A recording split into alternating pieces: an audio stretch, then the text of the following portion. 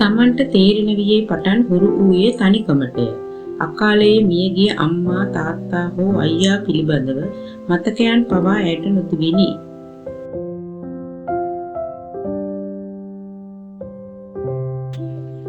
ඇය හැදී වැඩුණේ ළමා නිවාසයේය. එතන සිට ජීවිතයේ දිනා ගැනුමට ඉගෙනගත් ඉන්දීවරී අවසානයේ වෛද්‍යවරියක් වූවාය.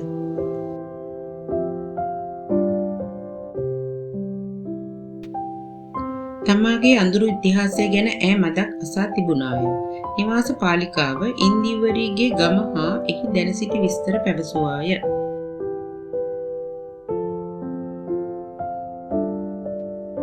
එහෙත් වියපත් වූ පසුද තම ඥාතීන් සොයා යන්නට ඇයට සිත නොදින.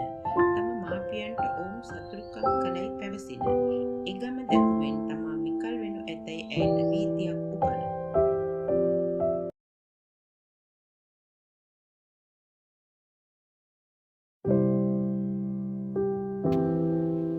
හවස කලමනා ගොන්නක්ද රැගෙන ඉන්දීවරී වාට්ටුවට ගියාය.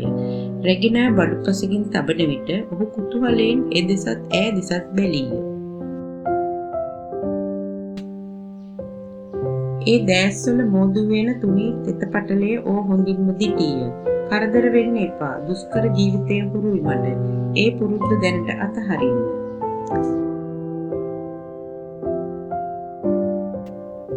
ඔයාගේ බාරකාරිය මමයි.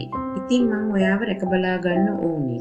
ඔහු තවත් කිසිවක් කියන්නට උත්සාහ කළේ නැත. ගෙනෙන දෑ මල්ලක් ඉන්දීවරී දිගහැර පෙන්වීය. එය අලුතින් සරම් දෙකක්, කමිස කීපයක්, සෙරප්පු ජෝඩුවක් වැනි මූලික දෙයින් සමන්විත වීය. තේරෙන හැටියටයි ගෙනාවේ. තව ඕනෑ දෙයක් තියෙනවා නම් කියන්න. ලැජ්ජ වෙන්න එපා. හොඳේ.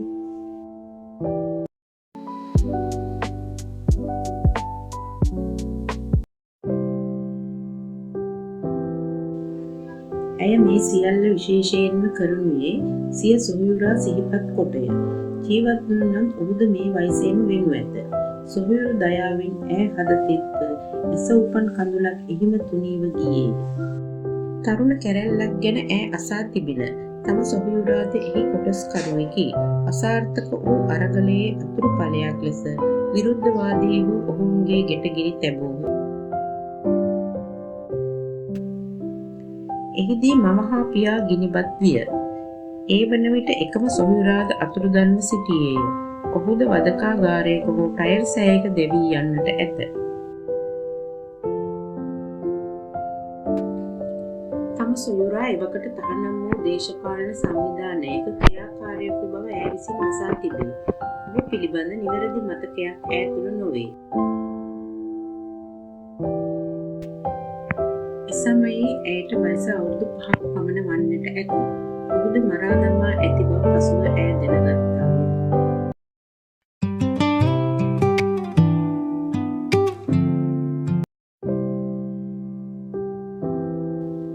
තමා කල්පනාවකට වැටි ඇති බව සීවී එය වහා ඉන් මිදුණා. මට තවමත් ඔයාගේ නම අහන්න බැරි වුණානේ. දේශිත ඉන්දීවරේ එය පුනරුච්චාරණය කළාය. මං යන්නම්. ඔයාට ඉක්මනට සනීප වේවි. දේශිත සුව වෙන දකිත්ම ඈ සිත ප්‍රබෝධමත් වෙයි. ඔහුට ඇවිසිදෑ පිළිබඳව නිරතුරුවම ඕ කරදර වූවාය. සාතු සේවිකාවන්ගේ උවටන් කිරීම පිළිබඳ පවා ඉන්දීවරී දෙවරක් සැලකීමක් විය. නෝනා, අර ලෙඩාට කොහොමද දැන්?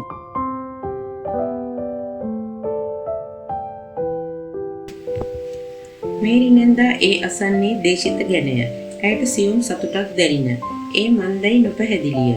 අහම්බයක්සේ හමු වූ මානවයා කෙරේ අනුකම්පාවක් හෝ දයාවක් මිස වෙනත් හැඟීමක් තිබෙයිදයි කීමට බැරිය. දැන් හුඟක් හොඳයි නැන්දා. එසේනම් තම ස්වාමිදුවට කරදරයක් නැත. එය මේරි නැන්දාගේ සතුටට කාරණයක් තිබිණි. අනේ හොඳයි. කවුරුණත් කාගේ හරි දරුවෙක්නේ. ඇයට අස්වැසිල්ලක් දැනෙන. ඒත් මේ සියල්ල යටින් ඇතිරුණ නොනිමි වේදනාවක්ද තිස්ස දෙවේලෙහි හොල්මන් කළේය.